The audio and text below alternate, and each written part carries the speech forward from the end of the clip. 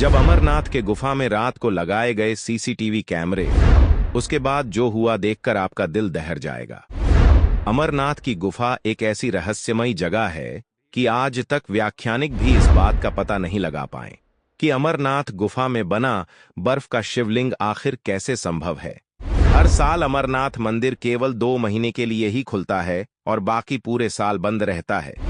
अमरनाथ से जुड़ी कई ऐसी रहस्य हैं कि जिसके बारे में आज तक किसी को मालूम नहीं पड़ा है, लेकिन इस बात से नकारा भी नहीं जा सकता है कि जहां स्वयं महादेव का वास हो, वहां चमत्कार होना तो स्वाभाविक है।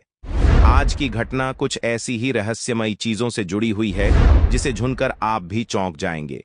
लेकिन उससे पहले, यदि आप भी बाबा अमरनाथ की सच्चे भक्त हैं, तो कमेंट बॉक्स में हर हर महादेव जरूर लिखें।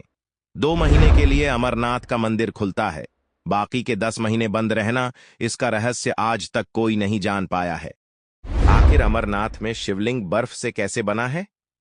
या तो सोए हम महादेव ही जानते हैं।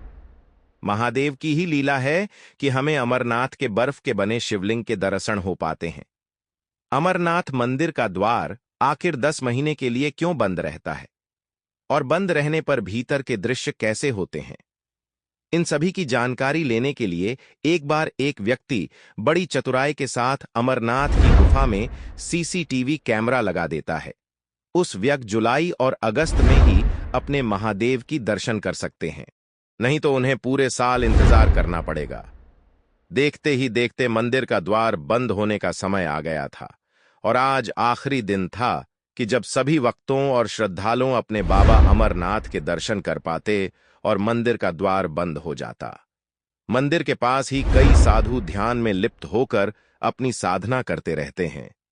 मंदिर के द्वार बंद होने के करीबन 6 दिन बाद महेश ने साधु को दोबारा देखा। साधु महादेव की शिवलिंग के ठीक पास में बैठे ध्यान कर रहे थे, लगातार ध्यान में मग्न थे। करीबन 1 हफ्ते के बाद महेश ने गौर किया कि साधु जो कि ध्यान में लिप्त थे, उनका शरीर धीरे धीरे कम होते जा रहा है। महेश ने सोचा कि कुछ नहीं खाने पीने के कारण साधु कमजोर होते जा रहा है, इसलिए शायद उसका शरीर कम नजर आ रहा है।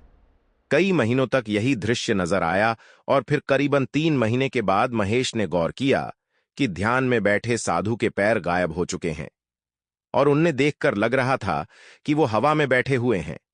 महेश यह दृश्य देखकर चौंक उसके समझ के बाहर था कि यह कैसे संभव है कि एक साधु जो कि ध्यान में लिप्त है, उनका पैर कैसे गायब हो गया। वह अत्यंत परेशान होने लगा और करीबन 6 महीने के बाद उसने देखा कि साधु के हाथ भी गायब हो गया। इन दृश्यों को देखकर महेश इतना परेशान हो गया कि वह बीमार रहने लगा। देखते ही देखते 1 साल पूरे होने वाले था और अब 10 दिनों में फिर एक बार अमरनाथ का मंदिर खुलने वाला था। तब उस वक्त महेश ने गौर किया कि जो साधु पिछले 1 साल से ध्यान में बैठे हुए थे, वह अब धीरे धीरे कर गायब हो गया है। हैरान परेशान होकर महेश मंदिर के पुजारियों के पास गया और उन्होंने सभी बातें सच सच बताया। तब पुजारी ने उन्होंने महेश को बताया कि यह साधु कोई आम साधु नहीं है, इस धरती पर महादेव की रूप में है और यह साधु महादेव की ध्यान के द्वारा लू